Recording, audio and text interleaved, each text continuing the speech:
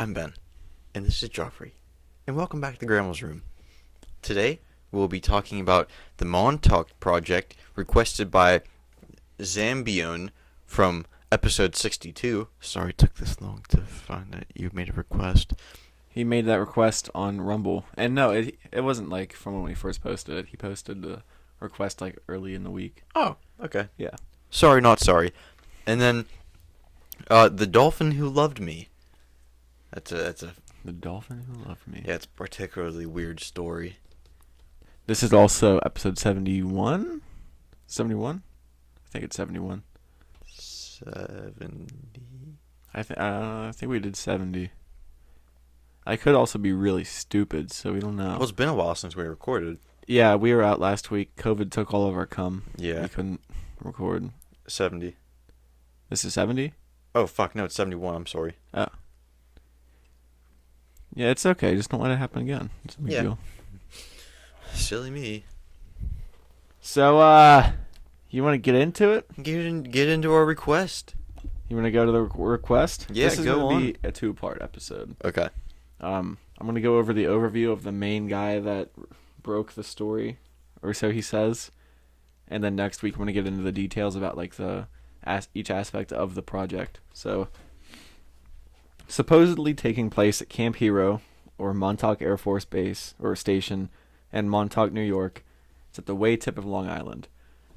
And starting in the mid-'80s, apparently the government conducted experiments in psychological warfare along with other exotic areas like time travel. It gets kind of crazy. So the Philadelphia experiment, we've talked about that before. It was supposedly part of this conspiracy. This was a secret experiment supposedly taking place before the Manhattan Project. And they were trying to turn ships invisible to Nazi radar. And it went horrifically wrong. They experimented on the USS Eldridge, and it was hit with these various forms of electromagnetic energy trying to like make it invisible to radar, and it rendered it completely invisible. And when it became visible again, the military boarded the ship to see like if anything happened to it. They found that the men had like died and their bodies were like fused into the metal of the ship. This is a conspiracy. Okay. There's no way this is like I don't know if it's real, but it sounds a little outlandish. Yeah. And the men that weren't fused, they survived, but they were like completely insane and were never the same again. And there's apparently 2 people that jumped off the ship when it was like invisible. Apparently they went to like a different dimension or something, the ship. And when they jumped off, when they landed on the beach, they landed on the beach in the 80s, when this was in the 40s. Mm. So that's what, like, the time travel aspect. And I can't remember if one of the guys that landed on the beach was a character in the upcoming story that I'm going to tell. I think he was. I can't remember. That's, like, the one part that I should have researched before. But, it said that after this, the funding for this project was funneled into the Manhattan Project. But the military was still very interested in what they had stumbled onto, and this is why the base at Montauk was built. It was a radar station, and there's this huge radar dish on top of a building, and it was like one of 12 or one of 30, but like all of the other radar dishes since were torn down except for this one. And that's why people are like, why would they tear down every other one except for this one? They think that's why there's projects going on at this base, like shady projects. And the radar has stuff to do with like it can affect people's moods and everything, and it helps the people down in the base like do their mental experiments and everything. Like they can tune it to the right frequency. I forget what the frequency was, but 69420. most likely. Yeah. But there's rumors back in the base when people were living there that like some days the whole mood of the base would be like happy, and then some days everyone would be mad or like upset. And they say this is because of the radar dish. They're like messing with it, and it can affect everyone's moods. So, Camp Hero, it was built to look like a fishing village, and the buildings looked like cottages and everything. And the gym even had a steeple to make it look like a church, so that like any Soviet aircraft or anybody looking at it wouldn't think anything of it. Because this is in the Cold War, like the 80s. Well, I guess it was built earlier, but this is the Cold War was decades and decades long. Yeah, it was swinging by this point. Oh, yeah. So the Army stopped using the base in 1947, and in 1951 the Air Force used it until 1982. And then I think it was used by some other company. I can't remember can't remember if it was used by a defense contractor during the Air Force use or after. I think it was during. But now it's a state park and you can like walk around it. But I can't remember I don't think you're allowed to go into the base, like the village of the base, but there's like gates and stuff you can look into, and people have broken into it and gotten pictures. And said that they found like cemented off tunnels and everything. So who knows? It's not confirmed. Like on any of the plans for the base, there's no tunnels or underground, but people say there's like levels and levels underground. So we're gonna get into Preston Nichols, and Preston Nichols Pressing nipples. Yes, in my opinion, he looks very shady. I don't know if he's trustworthy. He wrote books though. What, he looks shady or he is shady? He looks. What does this guy look like? Just looks like a shady guy. I don't know. Preston Nichols. So, it was the early 70s. Preston Nichols, he collects radio equipment, and he has his homemade lab, and he has a degree in electrical engineering. So he's a smart guy. He just has like a normal job. He like fixes radio equipment and everything. So, yeah, that guy. So early 70s. His side project in 1971 was studying mental telepathy.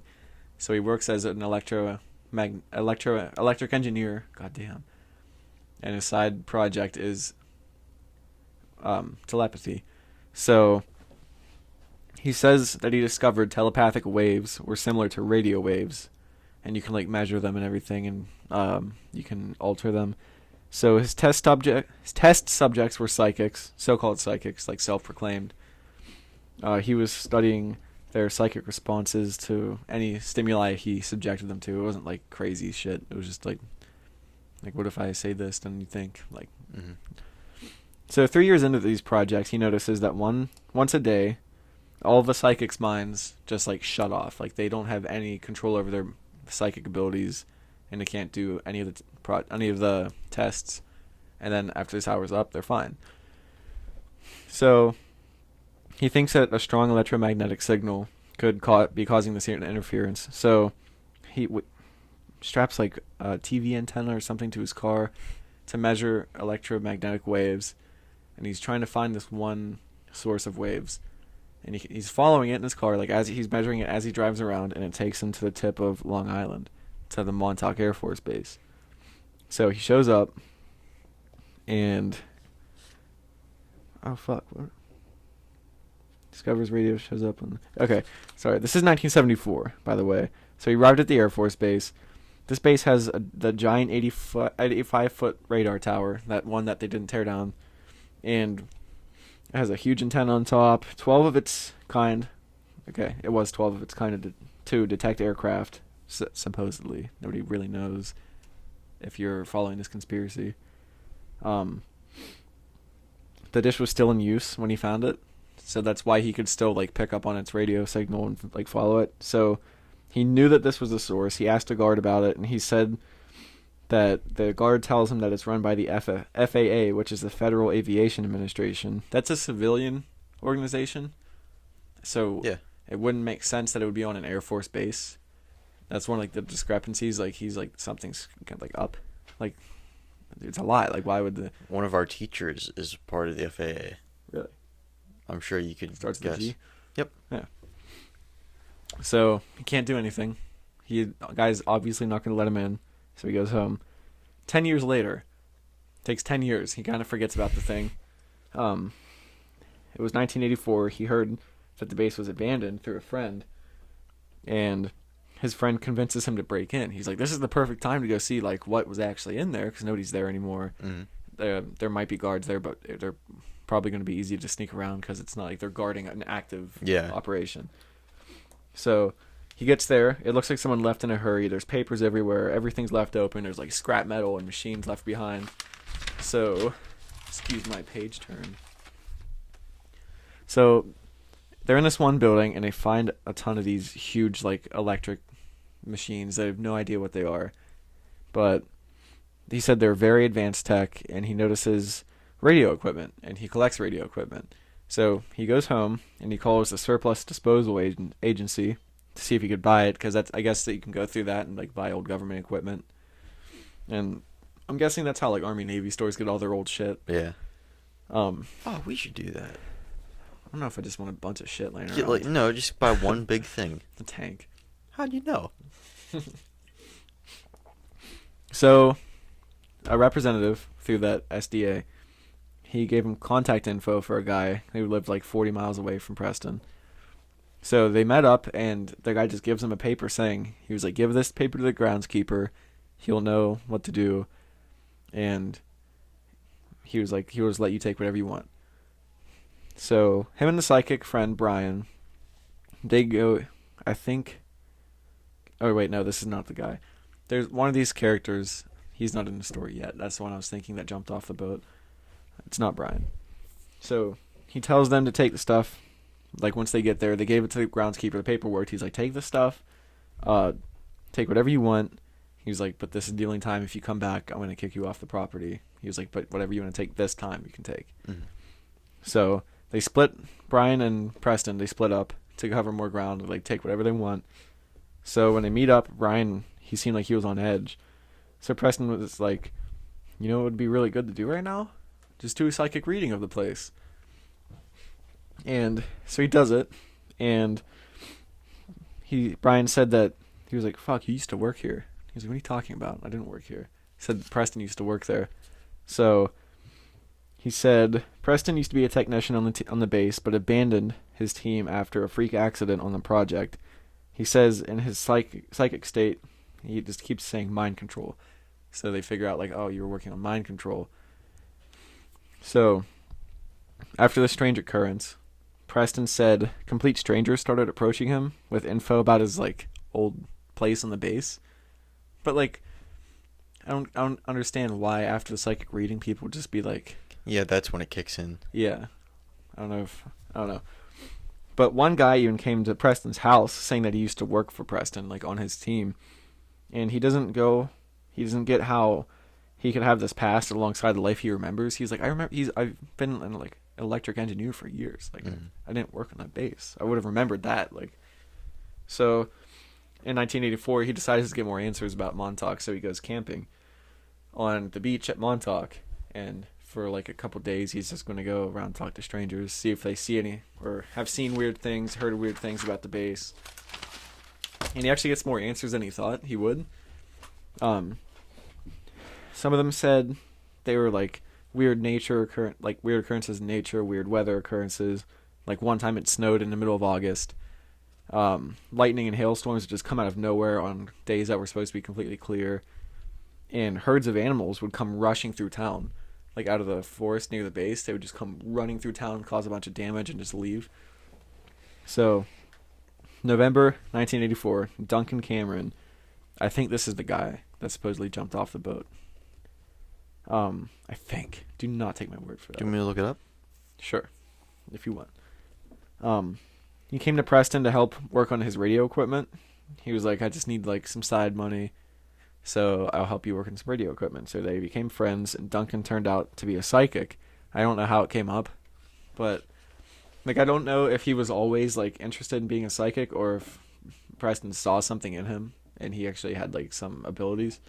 But one day he asks Duncan to go to the Montauk station, so they break in again, and Duncan suddenly starts showing Preston around, telling him all about the base in great detail, like he's been there before. He doesn't know how he knows everything, but he just knows where everything's at. Like he was like pointing into different rooms, and he's like, yeah, this is where they posted all like the notices and like all the information you need.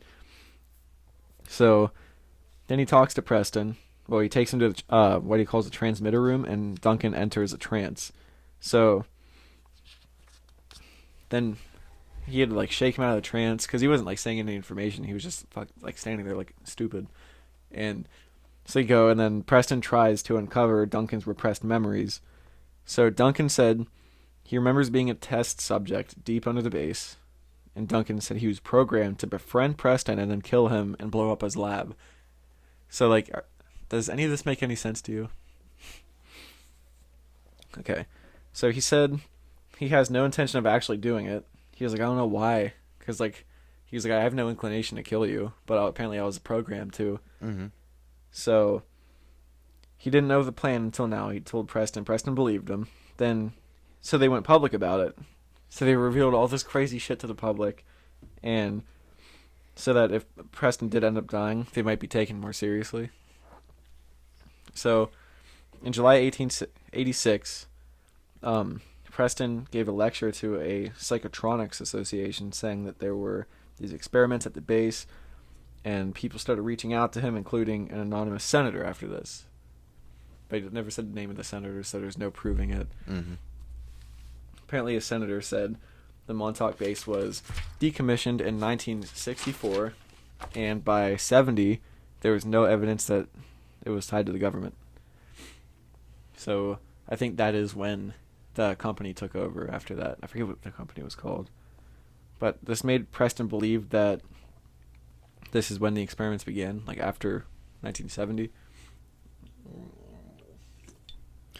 This was just part of the research I found. It said that there were books written about this, and they are classified as science fiction. Yeah, because they're conspiracy. Yeah.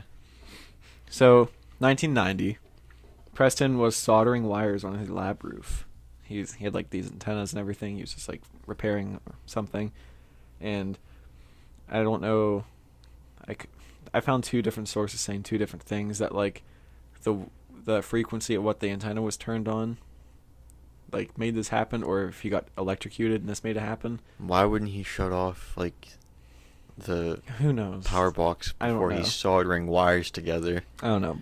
The more people I found, they said he was electrocuted, and this causes him to suddenly remember all of the memories of being a scientist on the Montauk Project for over a decade. He apparently worked there for over a decade. So this can't be possible because it overlaps with his life as an electrical engineer. And at this point, I thought it was going to overlap with the Donald Marshall thing, like maybe his clone was on something. It didn't. There's nothing about clones on this.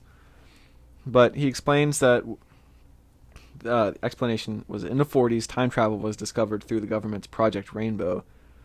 And it was around the same time they learned to manipulate weather on Project Phoenix. In 1969, the projects were taken over by Brookhaven National Laboratories. That's the company I couldn't remember the name of. So they moved into this base, combined the weather and time travel projects to create the Montauk Project. Then with this insanely strong radio tower, they started messing with communicating with aliens, mind control, weather control, all that stuff. So Preston said he joined the project in 1973. And he said that there were horrible experiments, and he was in the mind control part of the project. He said they targeted unsuspecting people in Connecticut and New York. Primary subject was Duncan, who they would strap into a chair called like the Montauk chair, and it was deep under the base, and they would alter his brain waves, and Hi, Terry. I'm full of pizza, and I'm ready to go. Nice. But apparently everything Duncan in the chair would visualize. Pop a squat. It would materialize in the room for as long as the machines, like there was machines that were altering his brain waves, and apparently as long as those were running, whatever he would picture would actually show up in the room. Like he pictured a teacup, and a teacup just materialized. Another teacup just materialized. And I think that they said he also pictured a building, and a building showed up in the room. It was like a 30-foot room, like 30-foot high room. We're talking about the Montauk Project. The what? The Montauk Project. But by August 1983, Preston and other researchers wanted to end the project. He was like, "This is getting too crazy. This is like getting unethical." Because remember, they were apparently, the project apparently was kidnapping kids and homeless people, like to do these projects on. Mm-hmm. And So they planned to whisper when Duncan was trapped in a chair. They wanted to whisper, "The time is now" in his ear, and then he would like picture this monster. So when he does this, Duncan visualized the monster, and it materialized in the station. It was apparently hairy and as tall as 30 feet tall. And I heard something saying like it showed up different to other people. So I don't know if it was like changing as it went. But it started ripping through the lab, destroying everything, like killing people. And if this sounds familiar, it is the plot of Stranger Things.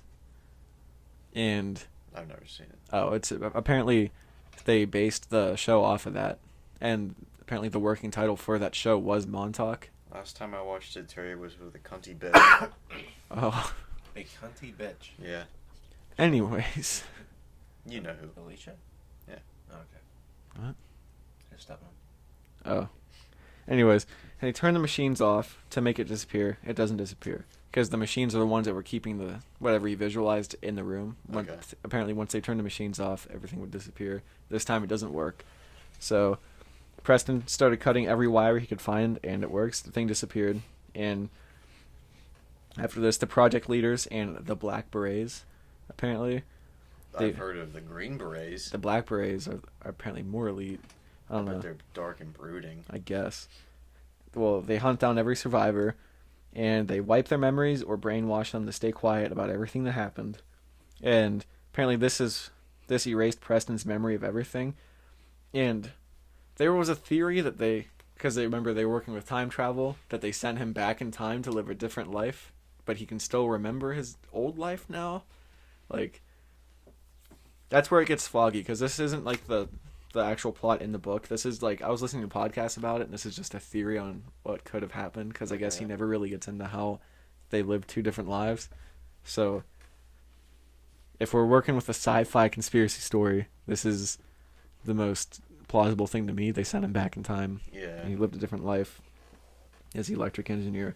6 years after Preston released this book, apparently Stuart Swerdlow... Wait, I'm sorry. If they sent him back in time, and it was like when he was still alive, well, I guess... What? Never mind. Just being a duty head. Apparently another guy named Stuart Swerdlow released a book saying he was there and said on the night... that one night as a teenager, he fell asleep in his bed, and he woke up naked and paralyzed, strapped to a table. He said he was under the Montauk station and could hear other kidnapped boys screaming down the hall. Like, so it's another thing backing up, like, that there's kids being kidnapped for this. For listeners, I had air quotes around backing up. Mm-hmm. They were taken to be a brainwashed soldier in an army loyal to the United States government, to be used as human batteries to power the Montauk Project. Other people, like James Bruce, also said that they were kidnapped. He was apparently force-fed hallucinogens in what they called the acid house. And an employee of Camp David State Park apparently also came forward and was like, yeah, I was one of those guys. I picture him. He was just like on the job going... Is your phone near the mic? It's over here. It's like crackling a lot. But I picture him being like at the state park one day bored, and he like heard about these conspiracies and was like, yeah, I was the guy there. Yeah. I don't know. Couldn't find much about them. I broke the dam. I broke the dam. It's an old South Park reference. I like when Cartman goes, I broke the dam. Well, that's all I have on Montauk for today. I'm going to go into more detail as much as I can next week. Okay. About like the kidnappings, weather control, time travel, stuff like that. Yeah. Mm-hmm. Yeah, that's pretty whack. Some of the stuff it said on Wikipedia, mind you, it's Wikipedia. It said they go back and visit Jesus. They saw the signing of the Declaration of Independence. I think that was Preston. There was something about the Civil War too. Was it the Gettysburg Address or something? I don't know. It just said something about the American Civil War. Do you remember that story that I did last summer? It was the guy who went to a time slip and then like went to the Gettysburg Address. I remember time slips. I don't remember the Gettysburg Address part. This guy gave him shoes and a coat. He watched the Gettysburg Address. The shoes and coat part sounds a little familiar. They're like too big for him or something, so they crammed paper in the tips and like Okay, I don't remember that. Okay. I don't remember the name or anything. Yeah. I know I've been looking forward to winter very much, and now it's December 5th, and there's no snow, but it's December 5th, and I want summer already. Same. It looks nice out, but I know it's not. You walk outside and it's cold as fuck. Yeah. What's up, dude? You back? I'm back. He was a chilly I boy. was chilly. It's fucking cold in here. You missed the end of the story. Sorry. Oh man, Terry, are you ready for an awesome tale about a dolphin and a woman? Yes, well, I enjoy this for roll up. Okay. You're gonna piss Joffrey off. It sounds awful in the mic, in the headphones. Okay, so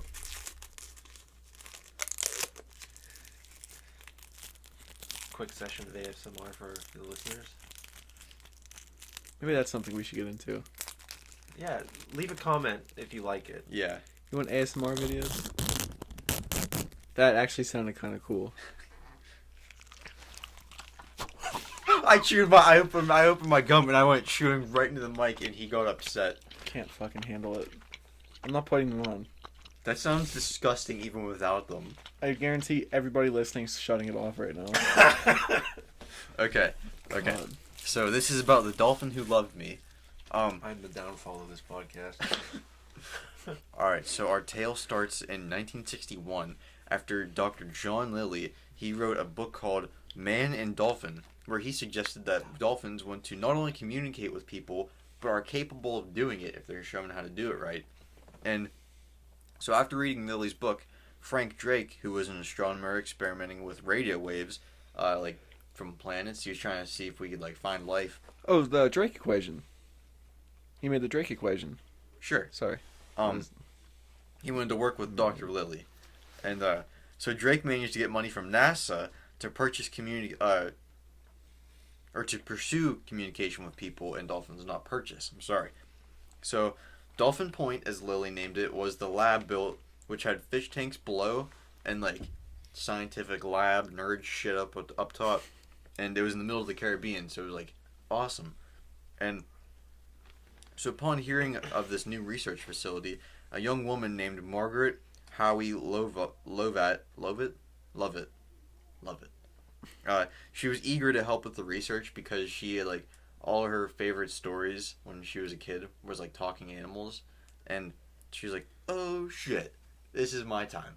So She didn't have any qualifications, did she? no. Okay. At first she was only allowed just to watch the dolphins, but after proving she was in it for the long haul, she was asked to mark down observations while she was just hanging out with the dolphins. And the scientists were skeptical at first because, like you said, she was lacking very much in scientific training, but her information proved useful. And before long, she worked one-on-one with the 3 dolphins they had. They were named Pamela, Sissy, and Peter. They were trying to get them to mimic human sounds. And so she got frustrated because the work was super slow, and when she'd leave at the end of the night, she was like, "Man, I could be doing sciencey shit right now, and I'm not." So she asked Dr. 24/7? Lilly, huh? 24/7. Yeah, no. So she asked Dr. Lilly, "Hey, can I move upstairs and waterproof everything and have a dolphin live with me?" I was like, "Oh yeah, go for it." So they flooded upstairs. It is such an insane request. I know, and this is real, mind you. This isn't It's not a conspiracy. conspiracy. This is real. So the way they did it, they had an elevator that was like a fish tank almost. The dolphin would swim into it, and it could just carry this fucking dolphin up to the second floor.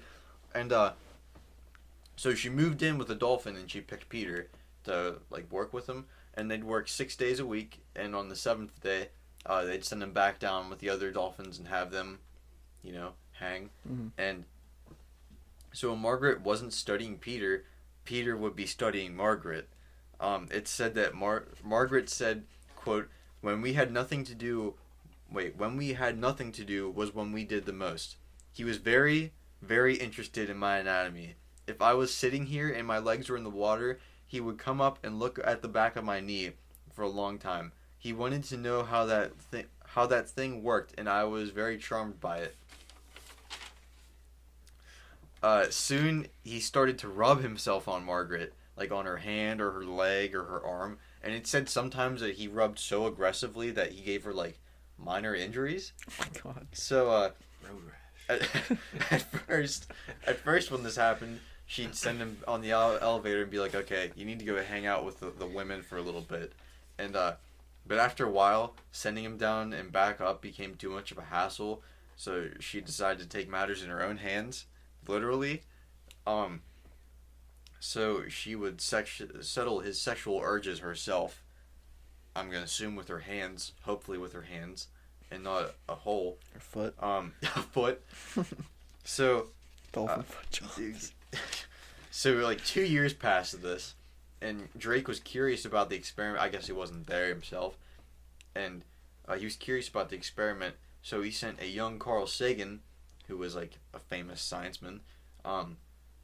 He was like, "Go check out what's happening down there." So Sagan was like, "This lady's fucking a dolphin on your money, on NASA's money, mind you, on NASA's money.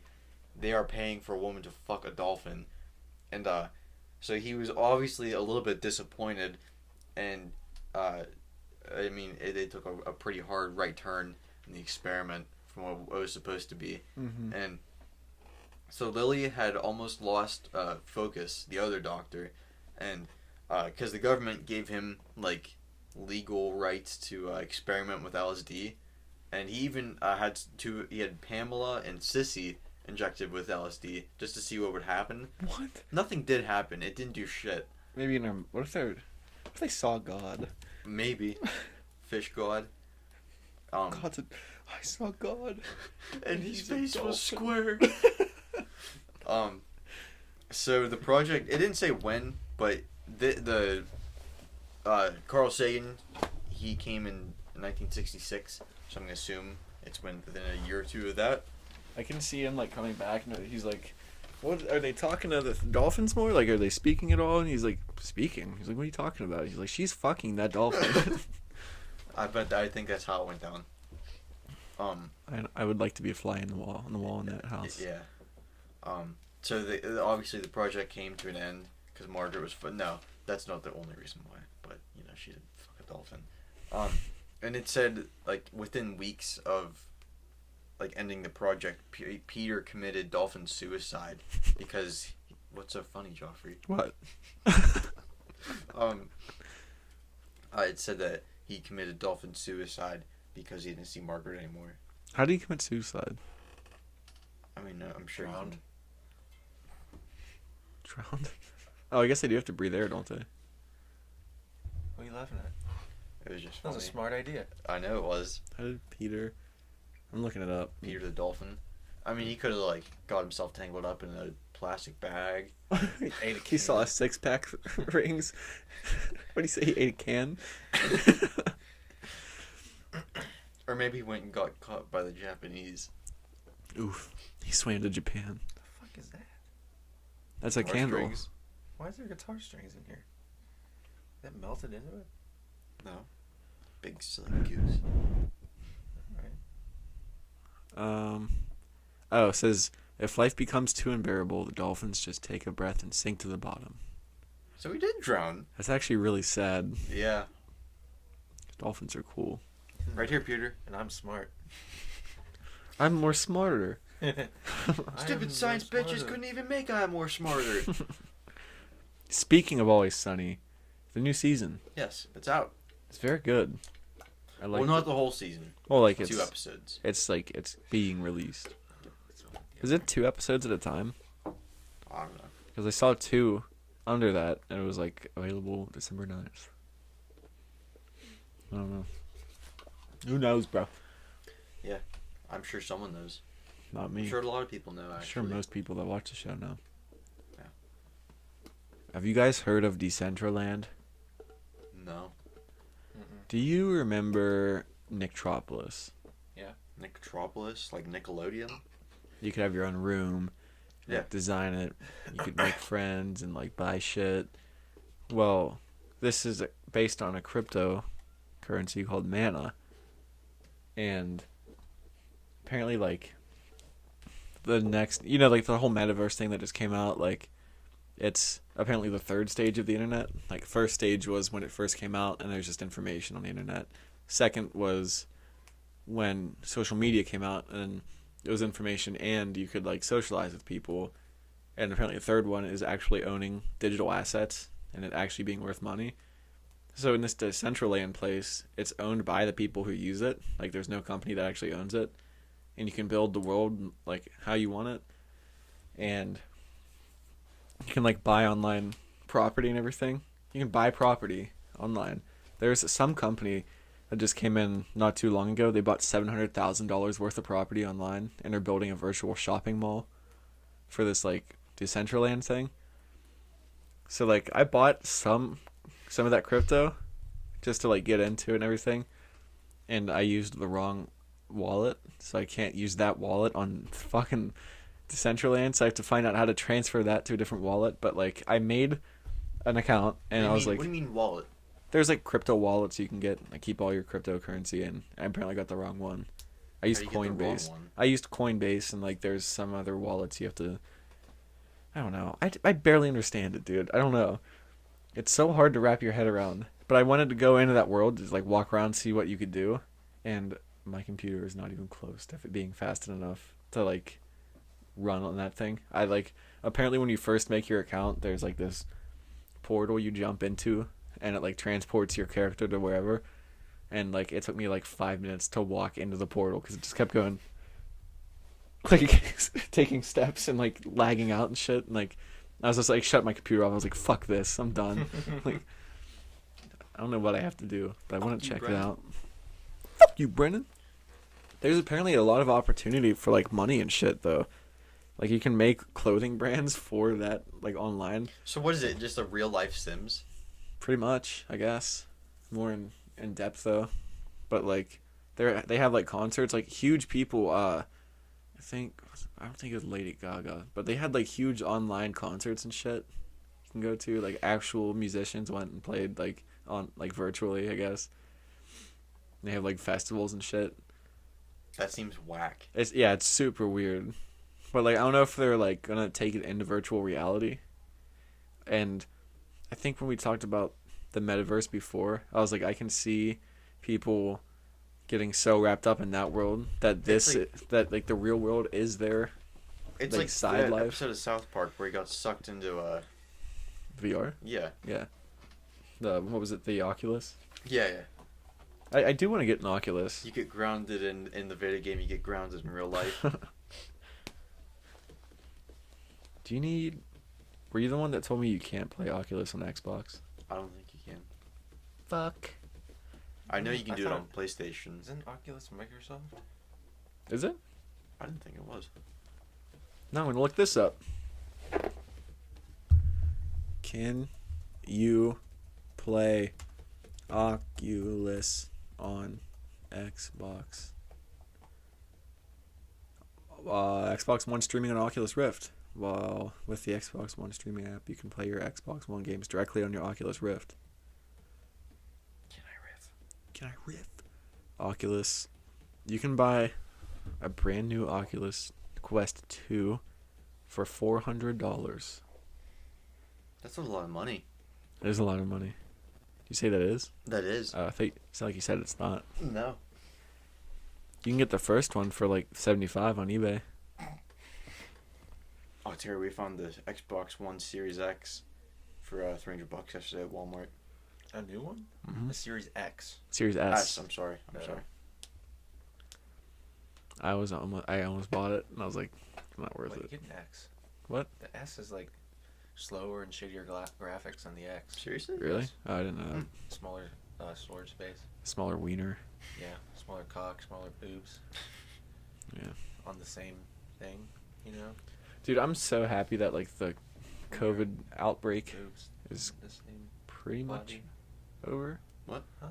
So I'm happy that this COVID outbreak is pretty much over ish. It's kind of seems like it's gonna start ramping up again. Yeah. No, I mean within the family. Oh. I mean this little outbreak we had. Yeah. Because we didn't have cum for a while. Did you? Come? Yeah, I ran out. I think it was out of fear because I don't think I had COVID. I definitely did. You I ran know out? I did not. I ran out of tested cum? negative. Yeah. No, I had COVID. Oh, For sure. did you have cum? I started getting like, like when you kink a garden hose and it starts going. Yeah. Did the cum I started ballasts doing get that. empty? The what? The cum ballasts? Ballasts? My Yeah. reserves were drying up real quick. What's a ballast? I know it has something to do with the boat. What's a ballast? A ballast? It's like an electrical thing. Okay. God damn it. Like lights, like LED lights have ballasts. Okay, that's Cum. not what I'm talking about. Cum tanks on empty. Okay, yeah. Give stability to a ship by putting a heavy substance in its bilge. And the Bilge. bottom? Like, Yeah. okay. So like if you see a ship like pumping out water, I think it's like It's so that they can tip it over. yeah. It's getting wet. Yeah. It's getting wet. It's drying up the cum reserves. Here's just a Try little not bit to- of an example. Oh, that whole thing's filled with water. I didn't know that. I always wondered why that was shaped like that.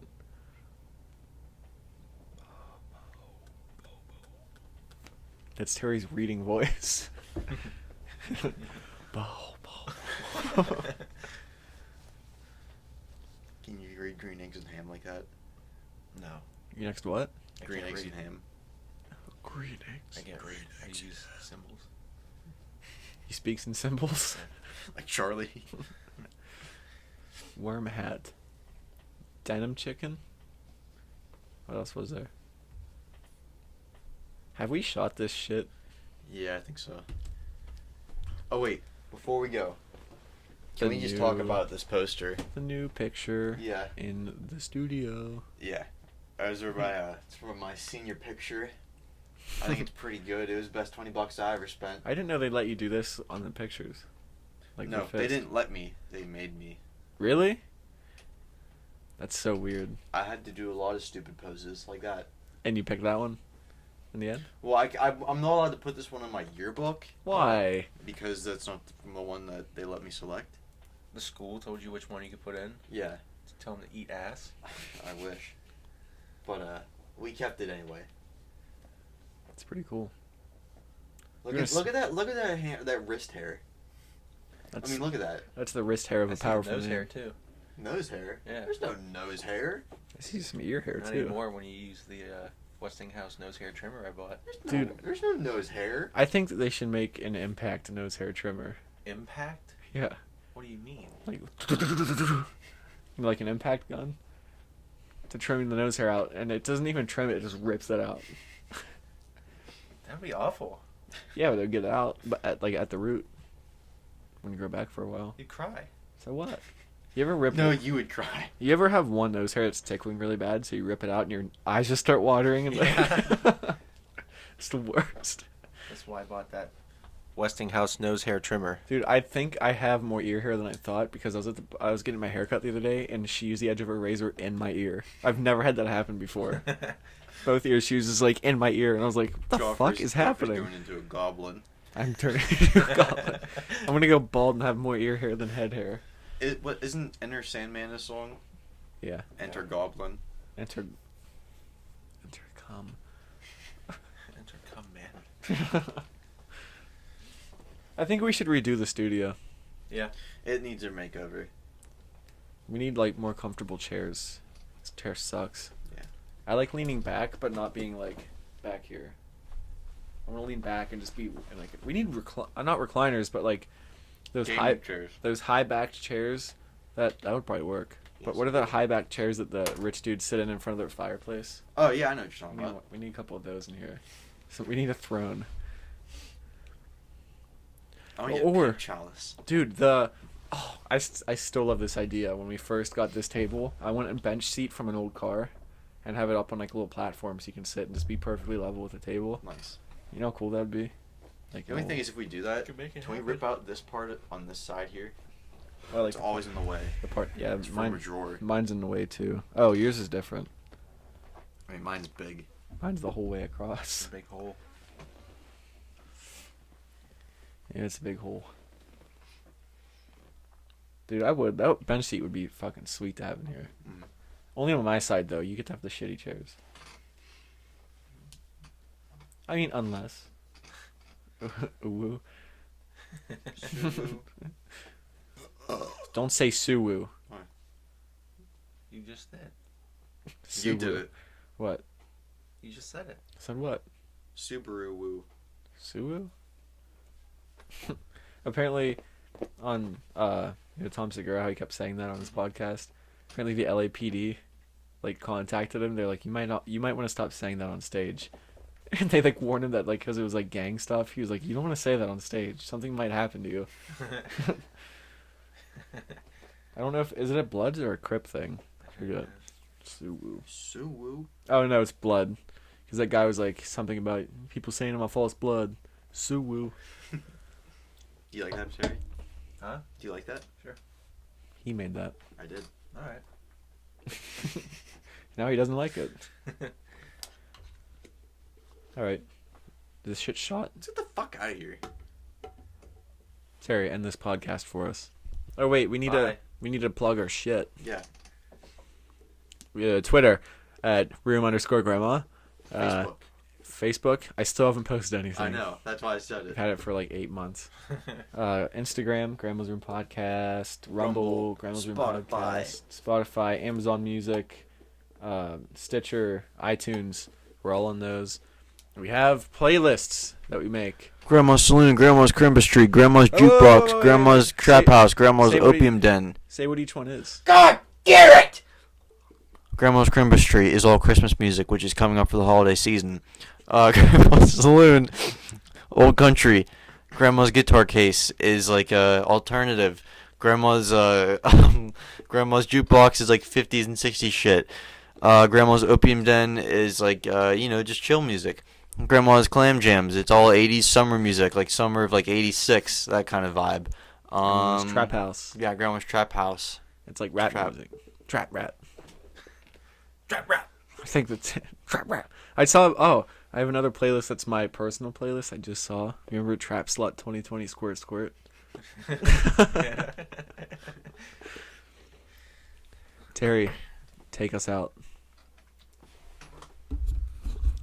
Bye. Sing the song from Step Brothers. The people are talking. No, I'll do it with you. Do it. God damn it.